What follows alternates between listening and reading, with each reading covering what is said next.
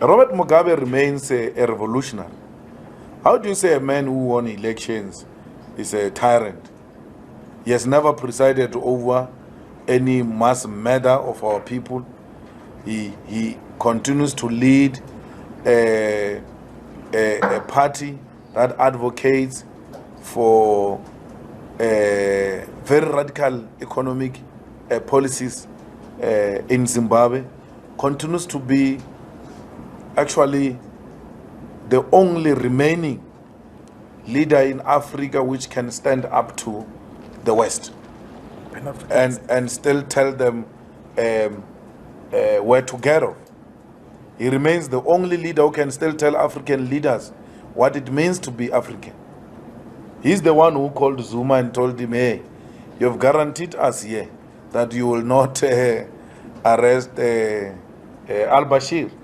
That Zuma would have arrested al-Bashir. I mean, he lacks character like that, you know. But it is out of interventions of President Mugabe that al-Bashir was not arrested. Zuma brings people here. He promised them all sorts of things, including things that he doesn't have capacity to deliver. And when they are here, he's highly disorganized. And then he ends up undermining our courts here because of lack of capacity, you know. But when he moves around African leaders in AU meetings, he likes playing big and creating an impression that he's in charge of South Africa. And then they arrive here, he embarrasses all of them like that. Now they have to come meet from time to time to check if their fellow president is safe, as you know, committed by Zuma, that he will not be arrested. He's the only one who continues to hold the whole of Africa together and still pushes for African agenda. No one after Gaddafi, no one pushes in the manner in which President Mugabe is doing. We may not agree with him on this or that issue, but from a broader perspective, he's the man that represents the kind of Africa we want. Africa where Africans own their land, Africa where Africans own their economy, Africa where Africa is treated as an equal partner in international economy and international politics. Africa where its resources will benefit the children of the continent. He's the only one that speaks that language without an apology. And that's why everywhere he goes, President Mugabe is celebrated by Africans. Because the rest of them, they are scared of imperialist forces. The rest of them, they are scared of the IMF and the World Bank. President Mugabe is the only leader that knows that for the real change to come, Africans will have to go through the necessary pain. Exactly what the Zimbabweans are going through now. We don't see what is happening in Zimbabwe as anarchy. We don't blame it on President Mugabe, we blame it on capital. That because they disagree with him politically, they use their economic muscle to punish the people of Zimbabwe. So, capital is to be blamed for Zimbabwean situation. Let them go in, let them go and invest and see if indeed that policy will not work.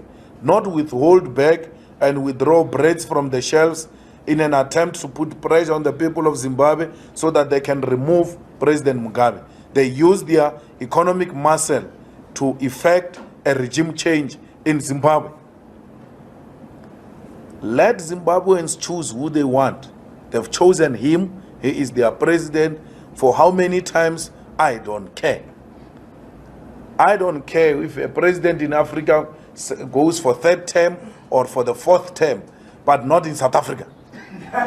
They can do it everywhere else if they want to do it. It's their choice. Let people make their own choice. Your definition of democracy on the basis of what is acceptable in Western Africa is wrong. That democracy means a president must serve 2 terms. If it works for Namibia, let it be. If it works for Nigeria, let it be. If it's not working for Zimbabwe, let the Zimbabweans make that choice. No one should impose himself on Zimbabweans. It won't work here in South Africa. Do me a favor, please. Get out of here. Get out of here, man. Shit, I'm saying. Get in you. Here is 2 terms and go home.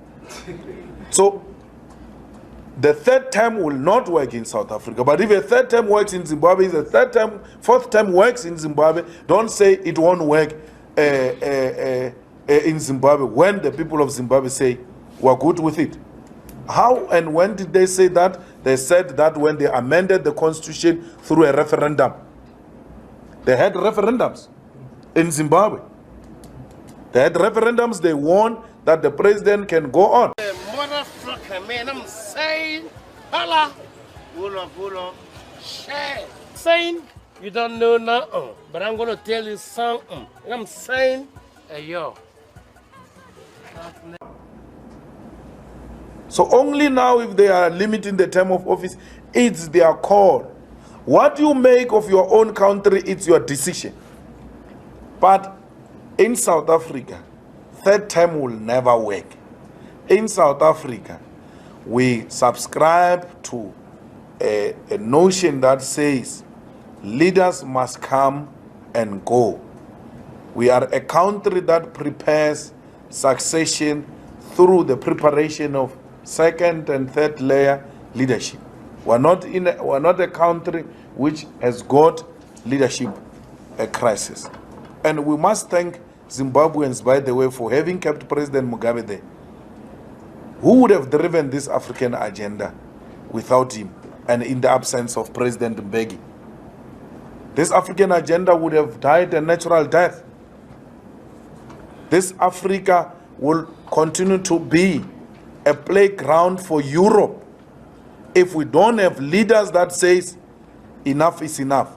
Let the resources of this continent benefit the people of this continent. So we're looking for that leadership. We're looking for that leadership not only in South Africa, in Nigeria as well, in DRC as well, everywhere in the African continent. We want a strong AU. We want a strong African parliament which takes legislation, which adopt legislation and make member states accountable for how far have they gone in implementing the legislation of the African Union adopted by African Parliament. We want African Union with a strong judicial arm which will hold the whole of Africa accountable for crimes committed by African leaders amongst others. We want Africa where trade will happen freely amongst ourselves and guard against those who are going to bring rejects in our continent and create an impression that they are produced here in Africa. We want Africa that will one day have one currency and one day that will have one president and one government which will preside over this continent. Because in any way, we are one. These borders of Africa were imposed on us by colonizers. We're looking for a leader who's going to lead us to that dream where there will be one Africa. That's what we're looking for. Thank you very much. Come on. Come on, man. AU is led by people who have got no idea about where they want to take the country to. Then they were found wanting. And then when they saw that ECOWAS is being celebrated in an opportunistic way, but also in a campaigning way for South African dynamics, we then saw other people beginning to say other things as a way of trying to, profile themselves. We don't buy into AU stand. So the AU summit which is coming should actually focus on how do we deepen democratic practices in the continent, and how do we avoid long-term presidency and leading to the grave and thinking that the only person who can continue with my legacy is myself and nobody else. You can't even trust your own children. You can't even trust your own wives with your legacy. Only you can carry that legacy. You'll rather hand it over to your children and then we discuss whether it was right or wrong. But just for you to stay there forever and ever like we see in Zimbabwe. Zimbabwe's situation is bad. President Mugabe can't even control a spade. You know, they were trying to plant a tree, a sword tennis, and he can't control that thing. That's how old he is. He's no longer capable of discharging his responsibilities. We don't hate the man. They can respond and insult us anyhow they want. But they are a group of cowards, those comrades in ZANU-PF. To be scared to say to an old man like President Mugabe, please, with due respect, let go. Commandant Fidel, when he realized it was no longer doable, he let go. So President Mugabe must let go. The legacy of the land question will carry it. We are following in his footsteps. We are proud of the actions he has taken, but his overstay is not doing justice on the African Revolution project. He's destroying his own legacy. It's bad. President Mugabe stay in power and him being a presidential candidate in 2018. Those comrades in ZANU-PF, they can insult us anyhow they want, but we are not going to be good friends if we are not going to tell them that that which they are doing is not good for Zimbabwean people, is not good for SADC, is not good for the struggle for reclaiming the land in Africa. Because those who are leading that struggle, then they overstay and destroy that legitimate program. We say this out of love, not because we hate him. We celebrate Mugabe, we celebrate what he has done, and will continue his legacy. But Grandpa, it's enough now.